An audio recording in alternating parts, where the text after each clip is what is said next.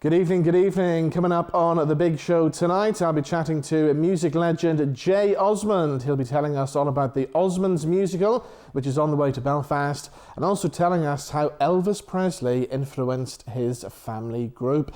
As well as that, journalist and photographer Stuart Bailie is going to be here, telling us all about his new photo exhibition. We'll have music from singer-songwriter Robb Murphy, but starting us off on the show tonight, we're joined by top Northern Ireland journalist Paul Martin. He'll be taking a look back at some of the big news stories of the week. Paul Martin is here. How are you, sir? Well, I'm stunned because I'm one of Northern Ireland's top journalists. It's been a long time since. Thank you, Robin.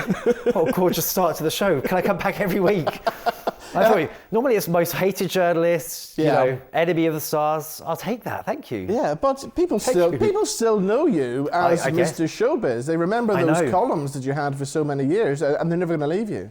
Never going to leave me. I still walk down the street sometimes. People shout. They never call me Paul, of course, or other. They do call me other quite colourful names, which I can't mention on a very good family show like this.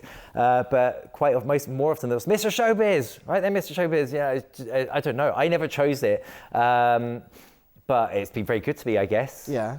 Now that was a good side, but there did come the difficult side as well. I mean, you did annoy some people over the years. Everybody, yeah. I have to say, I was, a tabloid. I started out as a tabloid showbiz journalist.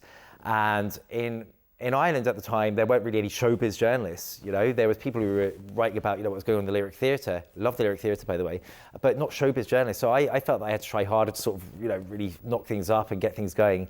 So I would always ask the difficult questions, I guess, or provoke people. I guess maybe not even ask difficult questions, just provoke people.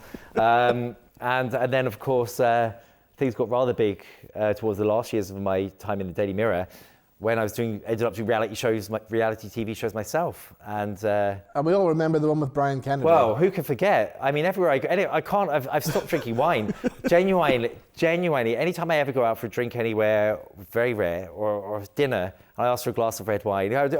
Well, hopefully this one won't end up over your face. Like every time, I wince and I laugh uncomfortably, but it was very funny. I need to talk to Brian Kennedy, actually. I'm trying to get in touch with him. Brian, are you out there? Can we be friends? Well, I was also going to say, I mean, obviously you haven't spoke to him since that. Genuinely. I mean, obviously I'm a good friend of Brian's as well, and you know that. That's really why I'm here today, Robin. I want you to reach out to Brian. Yeah. So are you actually reaching out to Brian now? I think now that I've started this radio show, which I'll have to give a blatant plug to, on Belfast 24/7 on air, I think that it would be fantastic to get him on. Yeah. I was stunned actually one day when somebody sent me a link to this survey on I think it was on Sky TV or something. They were like the top 10 most controversial moments of TV, and it was number 2 on this flipping English Sky website. I was stunned. There's nothing controversial about that. He just threw a glass of wine over me and I threw one back. It happens every day in Northern Ireland. Have you been to a bar? Have you been to a bar in Northern Ireland? That's standard. So tell me this, are your journalism days over now? Are they behind you? No, because I think journalism is something that's always within me. And certainly since I started the new breakfast show on Belfast 24/7 PM on Saturday, that's brought back my interviewing, my love for interviewing people, finding out, asking real questions, finding out about people's lives, people in the spotlight, or even people who are not necessarily in the spotlight but have got interesting stories. I'll always be a journalist. From my teenage years, as you know, I grew up in a family, my dad was an editor of a newspaper. I hunger for journalism. Everything I see on TV, every front page I see, I critique it in my mind, and I see this and think, this is a great splash. What the hell were they thinking there? I can't get it out of my body, but I would like to think I'm a bit more diverse now. But I think, you're a journalist. You're sitting interviewing me. I'm still trying to get to interview you, by the way, and that, let me tell you now. We keep talking about this, I'm going to make it happen. Yeah. It's not really that I know where all the bodies are buried, but I do know all the good gossip on Robert, and there's a great interview to be there. So, even that, when I came into the studio today, the first thing I thought was, Robert, I need to get him down and interview him. Yeah, so it's in my blood, it's in my DNA, always will be. Let's talk news, because we're still talking about the Oscars. We're never going to forget that Will Smith moment ever. A week on, we're still obsessed with it. Is that the end of Will Smith's career? It's not. Well, it's quite incredible. I know, I've met Will Smith a couple of times and interviewed him. Right. And he is genuinely, I have to say, I've always said it, that he's one of the most laid-back, fun, down-to-earth people. So I knew as soon as I saw that going on for the Oscars, I knew the moment that I saw it that it was real, that it wasn't, he would not, you don't need to stage something. It's the biggest stage on the planet in terms of Hollywood. It's a moment to shine. He was nominated and ended up winning the Oscar. Why would you want to detract from it? He wouldn't have wanted to. He was genuine. You could see the anger, rage in him, couldn't you, at the time?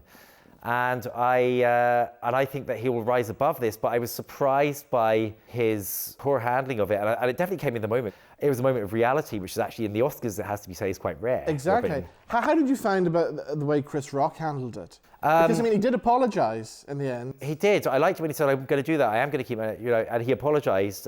He didn't know about her condition. No. I thought it was a really low blow if he had known about the condition. Yes. Otherwise, you're looking at a load of celebrity faces. You're in the moment. You know what it's like. You present things. You present about 5,000 things a year. You've probably got about 10 tonight alone. You know that you're looking across the audience, and moments of spontaneity will arise. But I love it when that happens during the awards ceremony. That's the magic. It's the same on the radio show, as I've discovered as I started. Those are the golden moments. And it happened to me during, I think it was the Northern Ireland Takeaway Awards or something, when a guy stormed the stage, took the microphone and went off on a tour around the room and a rant around the room. But I love it when things like that happen. I'm sorry about that. I'm looking back at it. I should have said. It sounds like something I would do, but it wasn't. I was not guilty for that one. But yeah, the whole thing was bizarre. But the worst thing, Robin, was this. It really stole the thunder from the whole hype around Belfast, didn't it? I wasn't a massive fan of the film. I went to see Belfast in Miami, right, where my girlfriend Jenny lives. Yeah. I was over in Miami, and Belfast came out. Before it came out in Belfast, I watched it in Miami.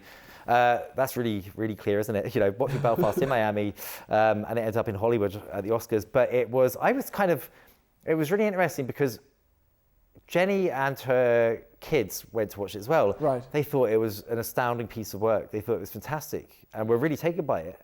And I left feeling a bit underwhelmed. I thought it was a great film, brilliant production, but I left feeling a bit underwhelmed, like it's the kind of thing you see on BBC Two on a Tuesday afternoon when you're off from work sick, like a bit of a, fairly low budget docudrama slight thing, about Belfast and the travels. But I get that because we're used to it, and to us it's just a normal story from your own family, maybe. Yes. know. Yeah. So did Jenny get it? Did she get the film then? She did. She spent 2 years in Northern Ireland, in and out, flying back and forth.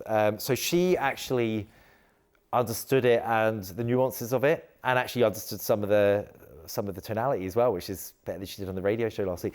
But we'll get to that as well. But she did. But the most fascinating thing about that was actually her kids, because they're, Shalom and Ezra, they're 13 and 11, 10 or 11, and they just found they know nothing really about the Troubles. They didn't get it. Yeah. They know a bit about it through me, but they don't, they didn't live in that. My own kids barely get it, and they've been living here because it's a different generation. Yeah.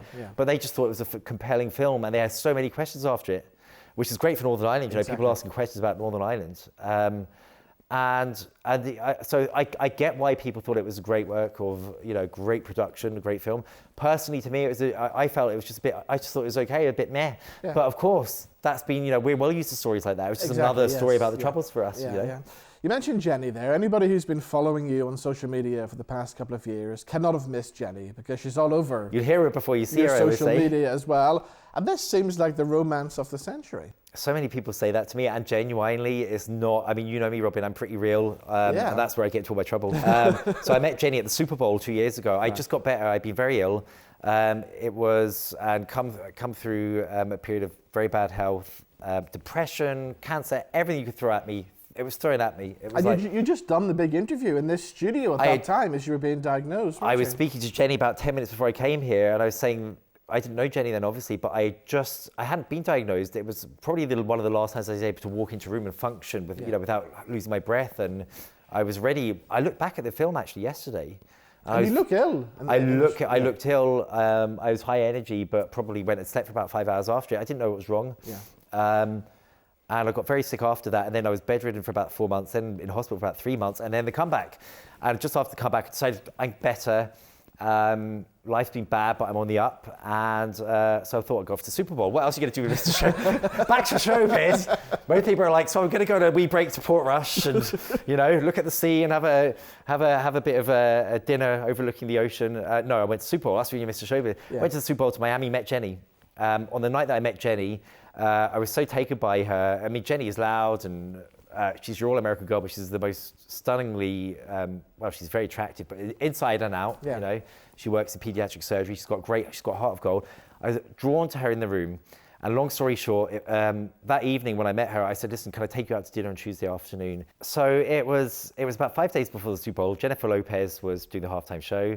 I'm in Miami. I'd been asking for 2 weeks, can I get 10 minutes with J-Lo? Of course, 10 minutes after I arranged lunch with Jenny for our first proper lunch date, I got a phone call from the NFL saying, we've got you J-Lo Tuesday at 1 o'clock. The exact time, I promise you, that I had arranged lunch with this dazzling whirlwind of energy, Jenny, the other Jenny from the block.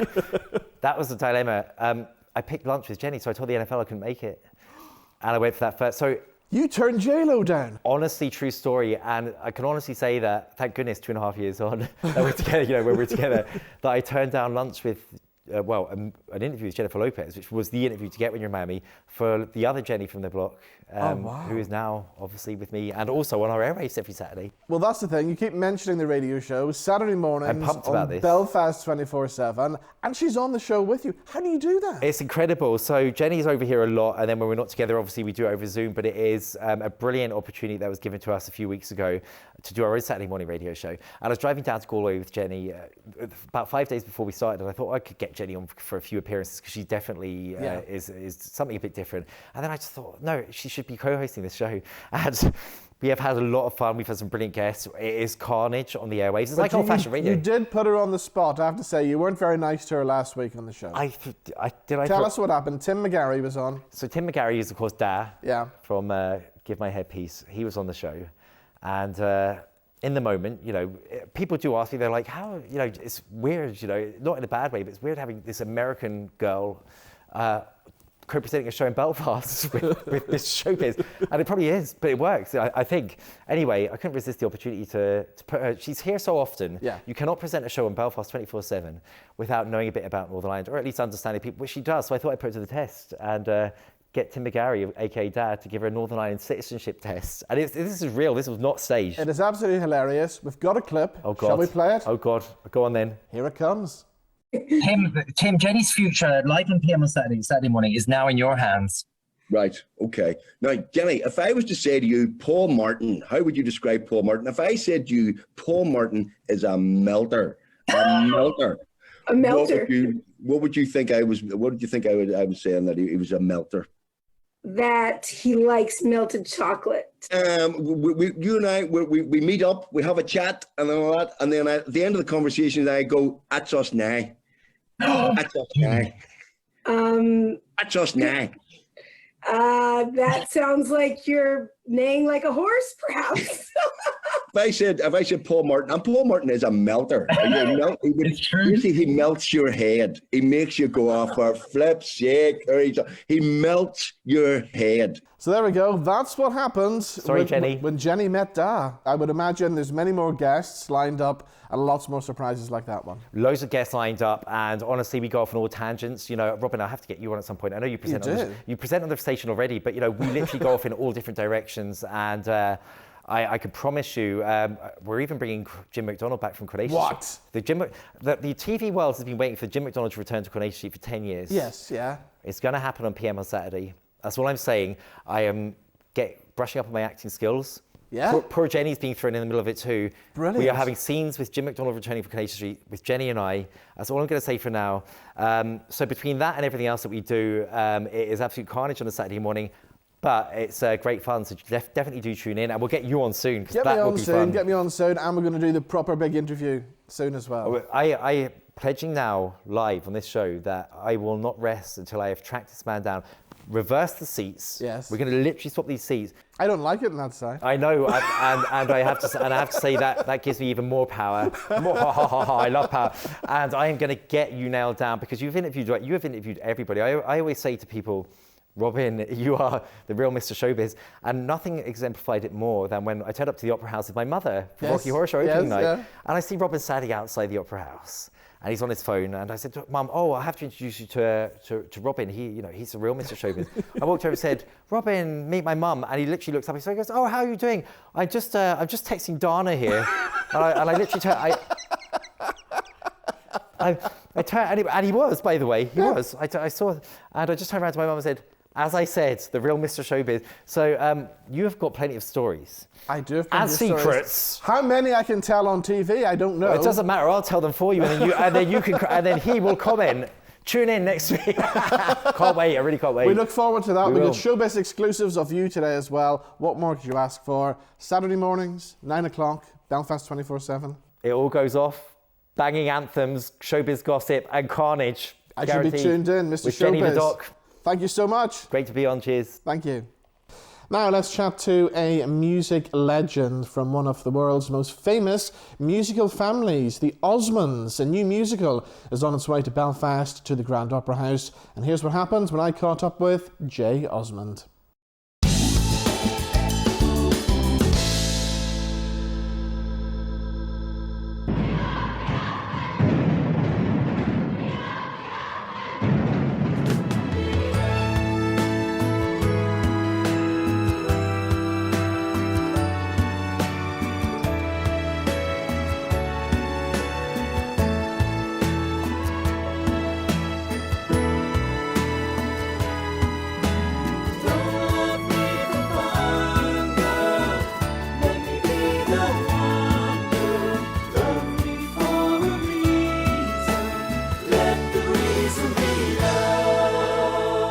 Pleased to say Jay Osmond is here. How are you, sir?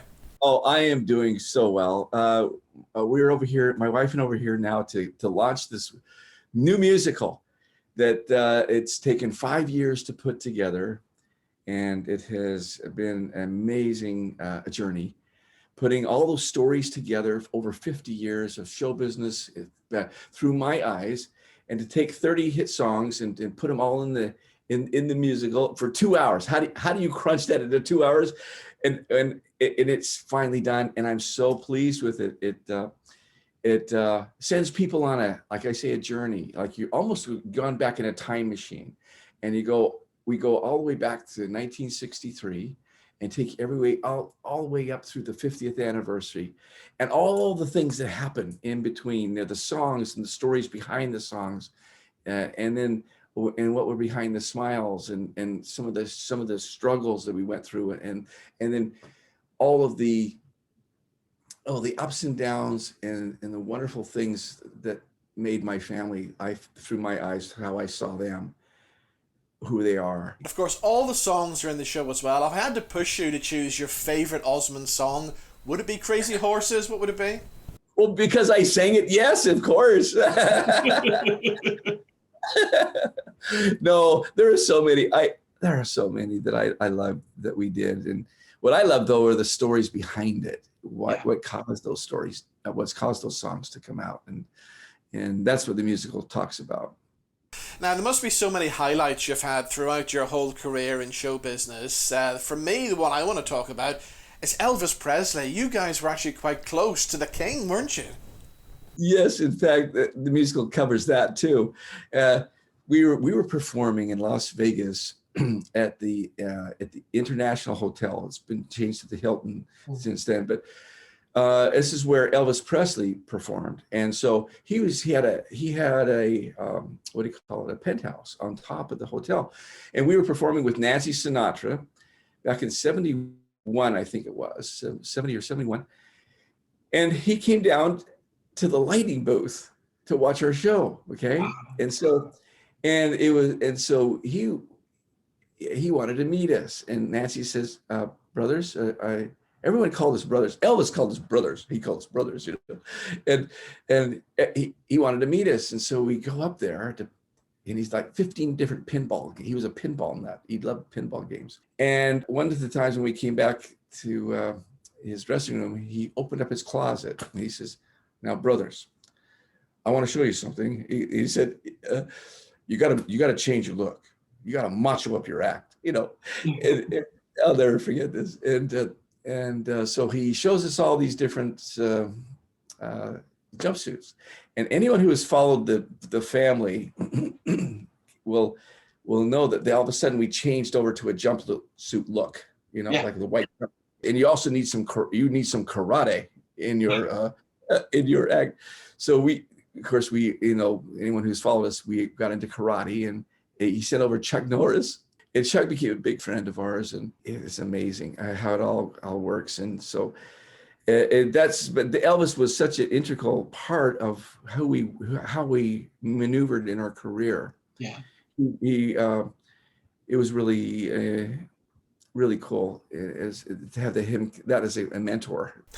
You're coming to Belfast in April with the musical. Do you remember the last time you played Belfast? You must have been here many times over the years. Oh, yes. I remember the kindness of the people in Belfast. I remember that. And I remember the beauty of that land up there, or where you are. And it's just, we look so forward to coming up there and being there and presenting this musical to those that are in, and those who come, who will probably be really surprised of some of the things they don't know about our family. Well, what's going to shock us the most about this musical then? Well, you know, you're gonna see us go, and I can't give it away because I'm tempted right now to give it away. Oh, you got a great question there, but it's a hard one because you're gonna see us go up and down, and the highest point in my life, in my career with my family, is when we were at the lowest point of our life, and then where I saw this band of brothers come together. Amazing, and how and the people walk out of there. That's why people are commenting, so like commenting they were going to buy some more tickets because they want to relive their life with it, because is when we were down there and we were pulled up and we pulled ourselves back up, but how these obstacles didn't break us because of three things. One, because of our faith first, second, our family, and then career. And so we held by those principles, and this goes through the musical. You'll see how those three, in that priority, those three things saved us. And that's all I can give right now. I can't give it away, or I'm gonna. Well, you'll just have to come and watch the musical. It's on at the Grand Opera House from the 12th until the 16th of April. Jay, I could talk to you all day. I'm really looking forward to the musical, and thank you so much for joining us. Thank you. I've enjoyed this interview. Thank you.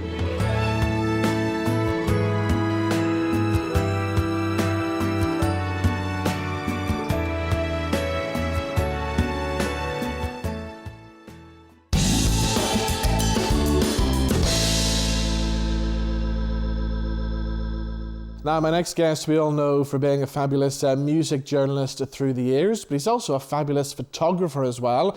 And he's got his very own exhibition, which is taking place as part of this year's Ards International Guitar Festival. The man we're talking about is Stuart Bailie, and he joins me now in the studio. How are you, sir? I'm very well, thanks, Robin. Yeah. Thank you for joining me. So the first thing we noticed is that fabulous camera sitting on the table there. So I believe you're a bit of a camera anorak, is that what you call them? Well, yes, I do love old film cameras, and this is a Rolleiflex, which was beautiful German, 1959 vintage. Wow. And, you know, everything about it was kind of hand designed and hand engineered. And digital, I use digital cameras quite a lot, and they're very good. They're incredibly sharp and versatile. But there's something about a beautiful old school camera. There's a kind of that Hollywood look almost. You know, if you do it right, it's all the shades of grey and the way the light reflects off the lens. So I've been using this quite a lot, and I've got I'm a little bit Imelda Marcos when it comes to old cameras. I've more than I'd like to admit, probably, but... How many have you got? More than 10, let's say. Right, okay, yeah. And during lockdown, you know, when you were bored, you ended up buying stuff just to keep yourself amused. But that's my favourite. Oh, brilliant. And do you have your own darkroom and stuff? I have a darkroom in the house, and I've collected lots of old gear over the years, so... on a happy night, you'll see me splashing around with chemicals. Oh wow, okay. So lots of the photographs that have been taken on that camera are going into an exhibition. Yeah. How did all this come about then? Well, like a lot of things, the conversation was pre-lockdown. It was a couple of years ago, and Anthony Toner, great singer-songwriter, guitarist, he was programming the festival that year in Ards, the Guitar Festival, and he says, and you know, you've taken pictures over the years, Stu, do you fancy doing an exhibition? And it kind of surprised me, and then I thought, yeah, okay. Yeah. And of course, then it was postponed for 2 years. So recently, then Emily from the festival rang up and says, you know, can we return to that? And I was going, great, because in the last 2 years, I launched a magazine called Dig With It, and taking lots and lots of more pictures. So it's actually going to be a stronger, more expansive exhibition. And the theme is guitar players. Yeah. So Northern Ireland has had its share. So it's a chance to go through my archives of old negatives and digital shots. And that's when you realize you're old, you know, and you go, oh, there's Gary Moore, there's Jackie Flavelle, there's Henry McCullough, you know, and you know, and it's bittersweet. You dig them up and you remember them when they were at their best and when you had lovely encounters with them. So it's going to be nice to see them up on the wall. So we have the photo of Gary Moore on the screen now, who of course has got to be our greatest guitarist to come out of Northern Ireland. Isn't it about time we had a statue of Gary somewhere in Belfast? I'm aware that there have been conversations, and there were a lot of conversations about murals and putting them up in East Belfast. And he was raised in Bread Street, around the side of the Conswater shopping centre. So at one stage I was part of a conversation to put a big Gary mural up, and I don't know what happened. But absolutely a statue. I think it's well deserved. He was an amazing guitar player, and hugely versatile. You know, mostly blues, but he could play loads of stuff. And in 2006, I worked on a TV documentary called So Hard to Beat. It was a story of Northern Ireland music, and we travelled mostly around the UK and America, meeting guitar players and singers and people who were part of our story. And Gary Moore, we met in a pub just outside Brighton, and we spent a day with him. Wow. And he told all the best stories, and he was very civil. Obviously, you know, you have to ask him the Thin Lizzy stories, and he obliges you with the great stories, and you know, Parisian Walkway and all of those things. So that was an honour. That was a lovely thing to do. We've got a photograph appearing now of Gráinne Duffy on screen as well. You know, the story of Northern Ireland music, that you have Ruby Murray and you have Dana and you have a few other, Clodagh Rogers, but it's a bloke story, you know, and happily that's changing. You know, so there's so many indie rock bands that are female, you know, bands like Problem Patterns and Strange New Places. And if you're going to have an international guitar festival, you have to have Gráinne Duffy, because she is so bad, meaning good. And great attitude, lovely human being. So I've got borrowed a little bit of studio space in East Belfast, and she came up in the Sunday morning, and I think she said, how shall I dress? And I said, the dress code is rock and roll. And she says, oh, I can do that. Okay. And she brought her Les Paul guitar, and we took some pictures, and it came out quite well. Oh, brilliant, brilliant. You mentioned the magazine there as well, Dig With It. Yeah. Most people think it was a crazy thing to do, set up a magazine. And these days, when everything's moved on online, magazines aren't selling, but yours is doing all right, isn't it?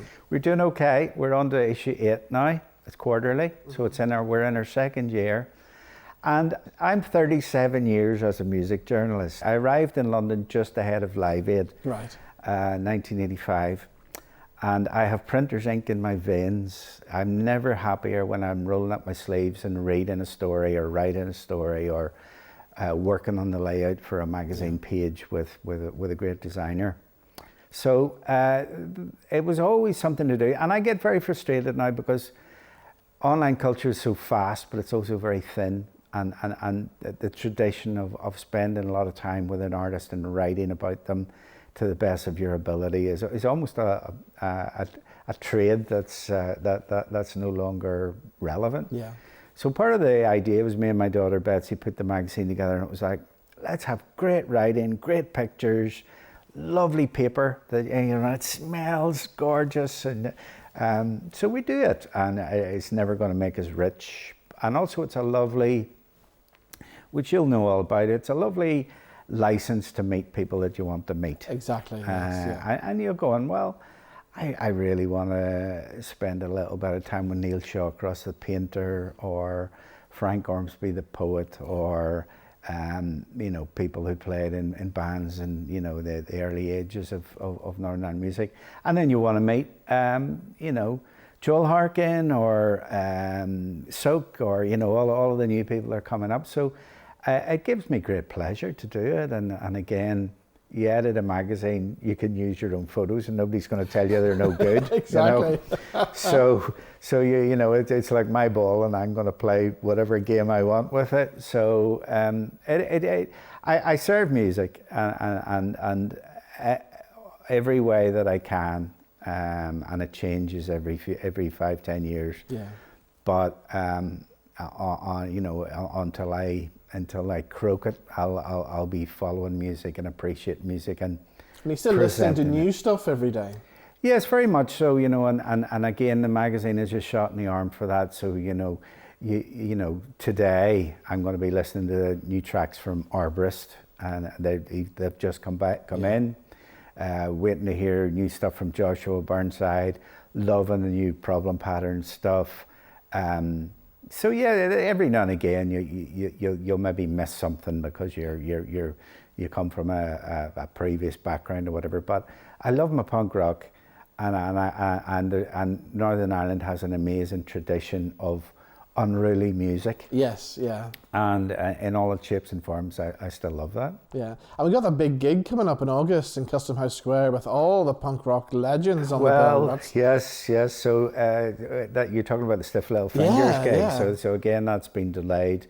That will be wonderful. Ricky Warwick's on the bill. Terry Hooley's DJing at it. I think there's a few other bands on the bill as well. Maybe the Undertones are playing. I think the Undertones are on it as well. Yeah. I mean, that's some lineup. It is, and then myself and Terry are DJing at the OES Centre afterwards. Brilliant. So the gathering of the tribes, angry old men, and their wives who are possibly just as tough. But yeah, you know, we're very fortunate, Rob. We live in a great musical city, and I'm never bored, and I'm always energized, and you know, even in the toughest times, it puts a smile on your face. You've had two very successful books out as well. I've enjoyed reading both of them, the Trouble Songs and the Van Morrison one as well. I mean, that must have been two fun projects to work on. Trouble Songs is a very strange book in that at the time it was written in a little bit of haste because we were coming up to the anniversary of the Good Friday Agreement, and British Council wanted it to be launched at their conference. Yeah. And when it came out, it was like, oh, well, we could have done that better. It's a wee bit, you know. But weirdly, people around the world really love it. You know, it's suddenly gone big in Holland. I've no idea why. Yeah. You know, obviously one person or two people are going, everybody should read this. Yes, and the orders are coming in, and Christmas was busy. And the film rights have been sold to an American producer, which was great for me, for my finances. If and when it gets made, we'll wait and see. Yeah. But that's you know, bless that book. It's been so good to me, and the Van book sold well, and again it'll sell gradually, you know, as time goes on. So I'm kind of scratching my head, going, what's the next one? What do you do? Yes, I would love to put out my greatest hits, all my old articles. Yeah. 30 years ago, I was on tour with U2 at the start of the Zoo TV tour. You know, I hanging out with John Lee Hooker at his house in San Francisco, and lots of Radiohead stories and Manic stories. And I almost feel it's not quite, you know, I think I have to do something before that. Yes. And then that'll be my last lap at the park, you know. Who was your first big interview that you sat down and you went, wow, this is why I'm doing this. This is great. My first interview was a goth band called Flesh for Lulu, and they were very kind to me, and they'll always be very dear to my heart. I think Billy Bragg was probably one of the first people that I interviewed that had a bit of profile. Yeah. And he was just a gent, you know. There are people who are very kind to you, and then there are people like Morrissey who aren't very kind to you, you know. So I've met 90% of the people I've met have been very pleasant. Yeah. And you come away with lovely stories, you know. So at some stage, even if it's a vanity project that nobody buys, I would like to collect all my best stuff, and even just for my children to read and go, there you go, your dad fought in the rock and roll wars of the 80s and 90s, you know. Well, I've got a photograph appearing on the screen now of a man who we both knew very well, who was always a pleasure to meet, always a pleasure to interview, because he had so many great stories. That is the late, great Henry McCullough. Henry, you know, we probably took him for granted when he was with us, and he was always very obliging. We always had bits of chat with him. And again, this was the TV documentary I was doing, So Hard to Beat. And we were invited up to his place in his Ballywindland Road in Ballymoney. He called it Ballywonderland. Yes, yeah. And it wasn't really a cottage, but it sort of looked like a cottage. And then Josie kept chickens out the back, and he's had a rock and roll life, and you know, the Joe Cocker years and the Paul McCartney years, and we sat for about 3 hours, and he told us all his best stories. And then we all calmed down, and he had a pot-bellied stove around the back of the house, and we all sat out, and the stove was crackling, and he was playing the current Paul McCartney album just after Linda had passed away, and we all just sat in the quiet and reflected on life. Wow. And I didn't take a lot of pictures while I was at that era. I was a wee bit shy, but every now and again you go and you'd take a snap. And with great fortune, I got a picture of Henry, and you can just see a man who has seen everything, good and bad. That's what I love about this photograph. It's the way that I'll always remember Henry in that photograph, because you can see his face just says rock and roll, doesn't it? He has looked into the abyss, and he has looked out of it again, and somehow, by good fortune and you know, trying my best at the time, I got a picture that stands the test of time, and I'm very proud of it. Yeah. Well, they can see that photograph on your exhibition, which runs in Newton Ards from the 7th until 28th of April, I think? Yeah. So three good weeks, and it's in the town square in the Civic Hall, and you go in the door and you take a right, and there's 2 rooms. So I think the first room will be my black and white classics, and people like Niels Lofgren from Springsteen's band standing on Ormeau Avenue waving at me and things like that. And then the next room will be the Grania Duffys and some of the contemporary stuff, Ricky Warwick in colour and things like that. So hopefully a good show. Excellent. Well, Stuart, good to talk to you as always. Thank you so much for coming in, and the best of luck with the exhibition. Thank you, Robin. Thank you, Stuart. So we mentioned the late, great Henry McCullough there. I've been digging around the archives, and I just thought, let's hear some of Henry's great stories about some of the great artists that he's worked with over the years. So here's an interview from quite a few years ago with the man himself. Here's Henry.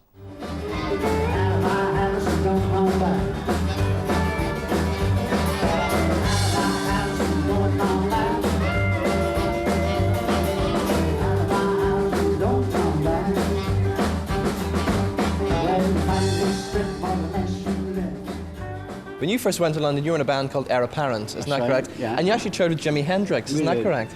Well, with the same manager, Charles Chandler, he used to be at the bass player in the Old Animals. And but the package tour in them days, it had The Move, Eamon Corner, Pink Floyd, Jimi Hendrix, Heir Apparent, The Nice.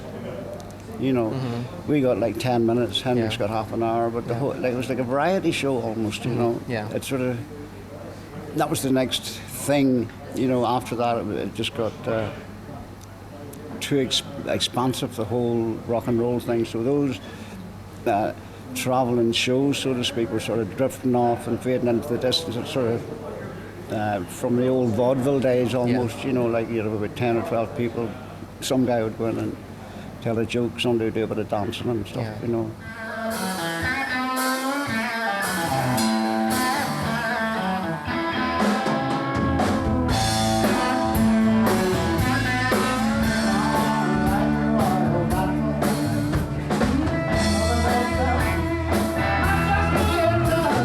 The list of people that you've worked with is just endless, and of course the big one that I want to ask you about is being part of Wings with Paul McCartney. How did you first meet Paul?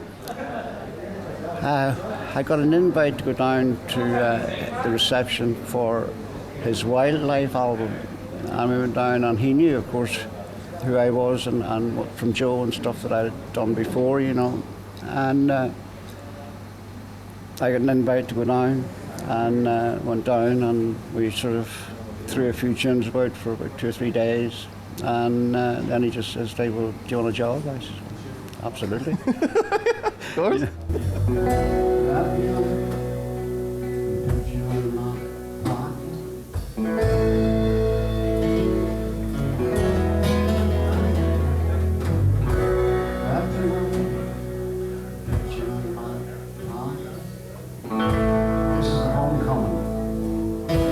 was a great time, you know, and I was honoured to be asked to go play with them, you know, because I'd grown up with the Beatles and the Stones and all that sort of stuff, you know. Even had my Beatle haircut at one point. All right, yeah. I just found a Beatle jacket. There you go. Yeah. I bought that in Carrickfergus yesterday. Really? And Dr. Bernardo's. That's the God's truth, yeah. So I thought I'd show it off here at the Belfast Festival.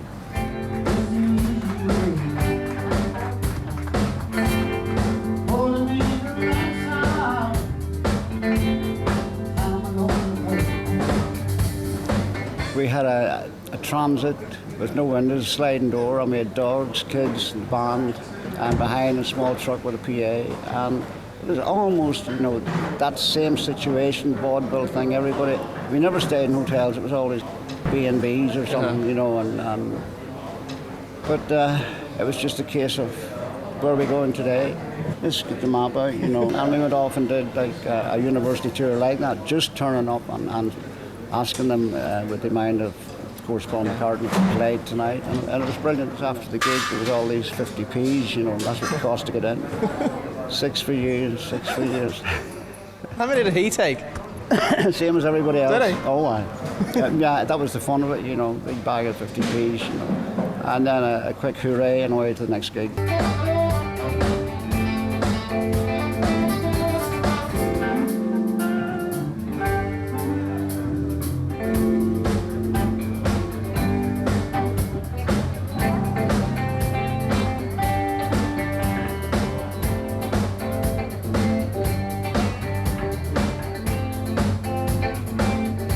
Moving on from that then, I mean, you also worked with Andrew Lloyd Webber, didn't you, on the Jesus Christ Superstar album? I did that. It was the Grease band with the backing band for it, and we went in and along with Andrew Lloyd Webber and ran through what had to be done during the course of that day.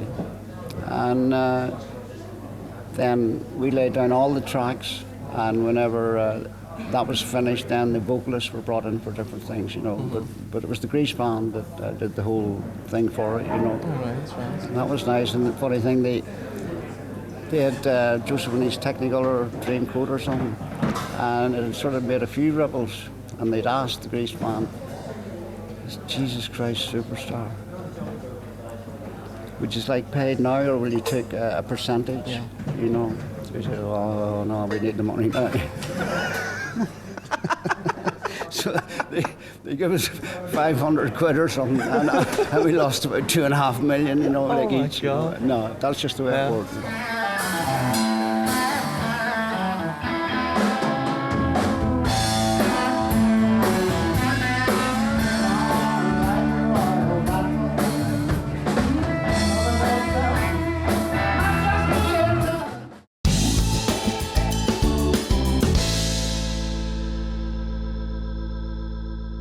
Let's have some new music now, and singer-songwriter Robb Murphy is back with a great new song. It's called My Joy, and here is the brand new music video.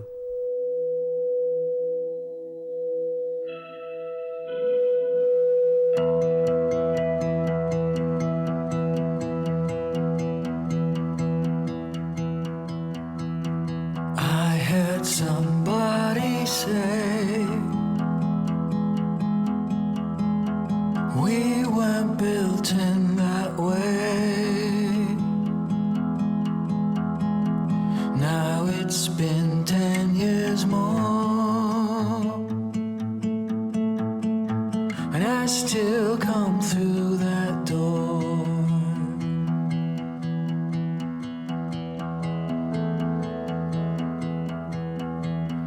When I was just a boy, my heart was filled with joy. Some years can leave you burned. Now my joy has returned. I'll be the one for you.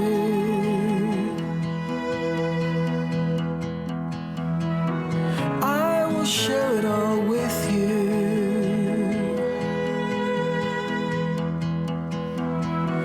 And when our minds are tired and old, I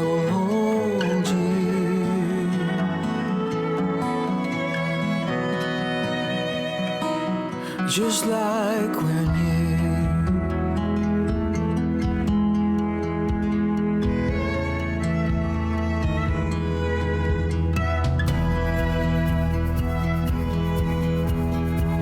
It is a lonely heart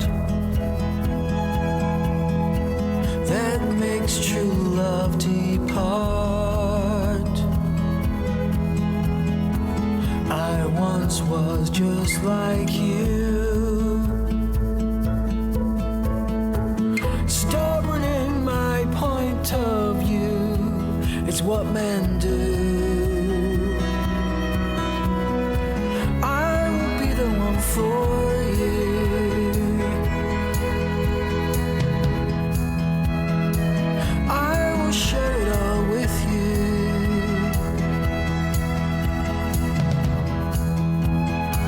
And when our minds are tired and old, I will hold you.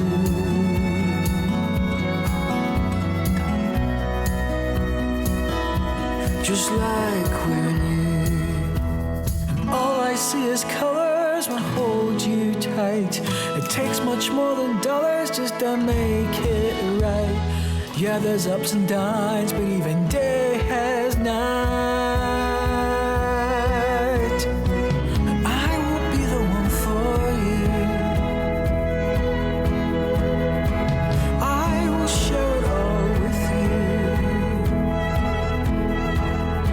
And when our minds are tired and old, I will hold you.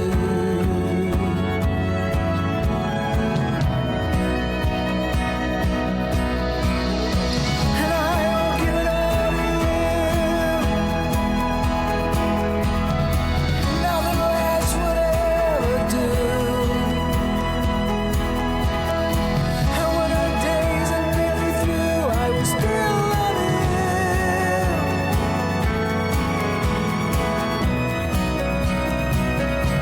Just like we're new.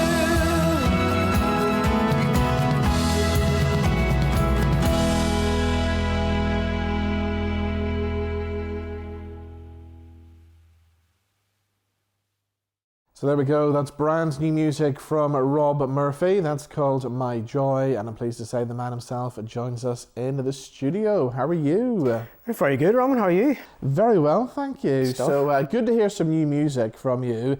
It must be great getting back out and doing what you love after the past 2 years. Yes, certainly. It's been good to have a bit of time, or a bit of forced time, to be creative and stay in and find new ways to create with people. But it's certainly good to be able to get new music out there and to get out and meeting people again, and interviews like with yourself. So it's just great to be getting back to the normal, if that's possible. So tell us about the track then, My Joy. What's the story behind that then? So yeah, My Joy it's been written quite a while ago, and it's went through various transitions and instrumentations, but it's basically a love song about how love grows from the beginnings, and staying together through thick and thin, and coming out the other side and growing old together, and sort of putting that vision forward that's how things should be, really. And of course, along the way, you get a lot of situations that come up, individual life situations, but if you work through them together as a team, ups and downs, come out the other side.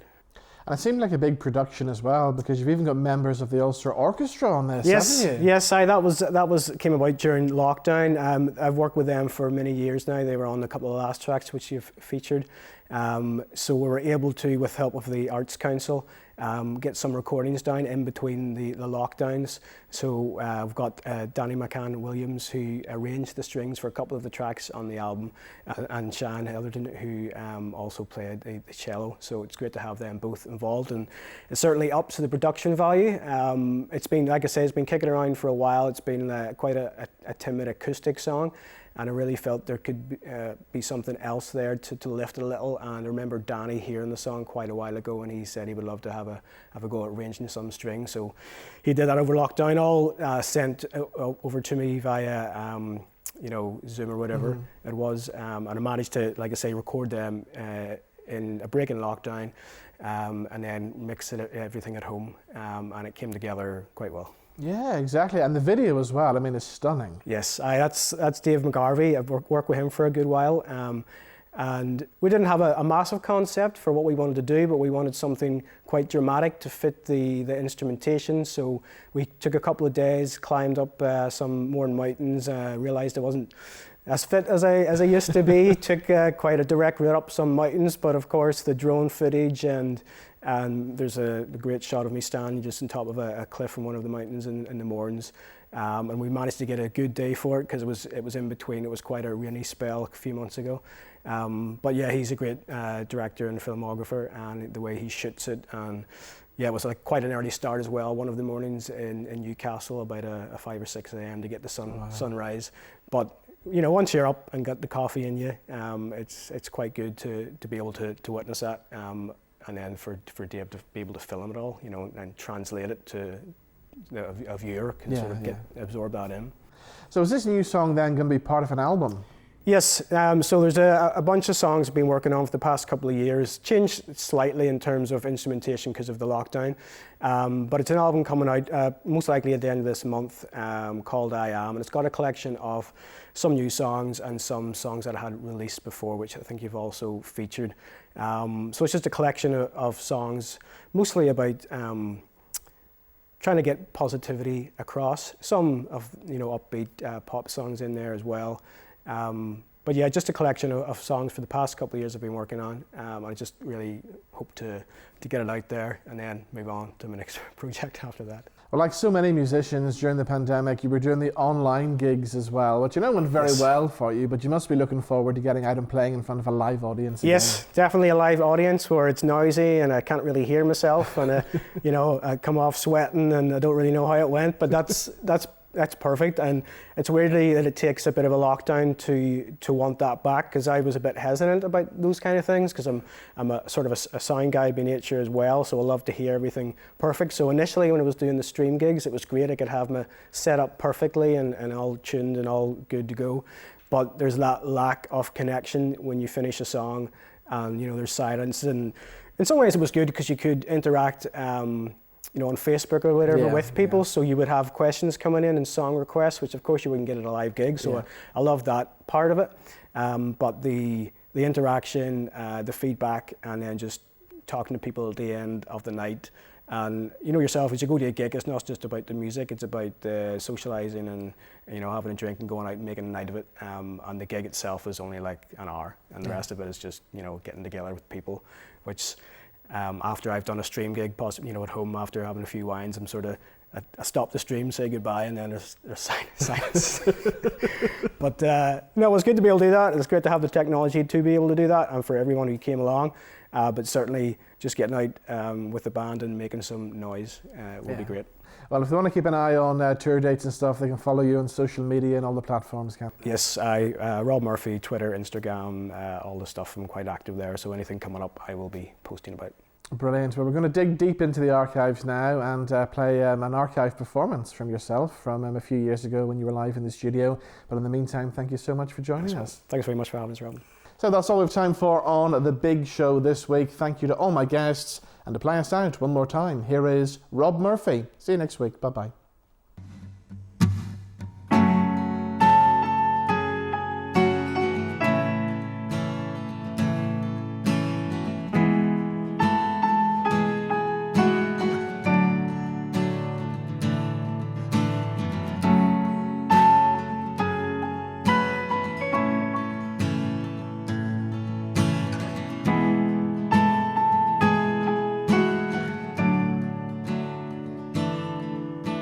Sat by the window, grey clouds up above, will it rain today?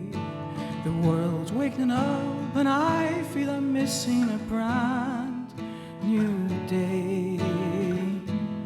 I lost my home today. I lost my home today.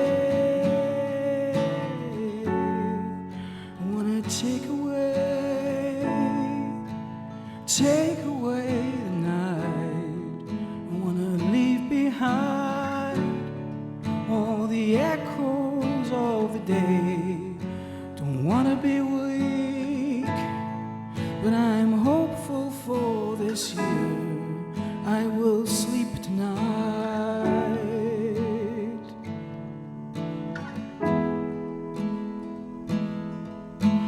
Put on my black jeans, open the top drawer. Who will I be today? An overdone man with too many plans and a need for change. I lost myself today. I lost myself today. I wanna take away the night. I wanna leave behind all the echoes of the day.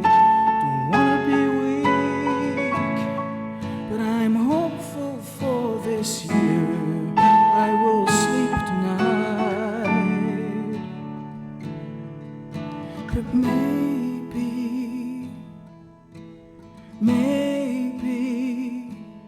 it's hard for a soul. Maybe it's hard for a soul. Maybe it's hard for a soul. Maybe it's hard.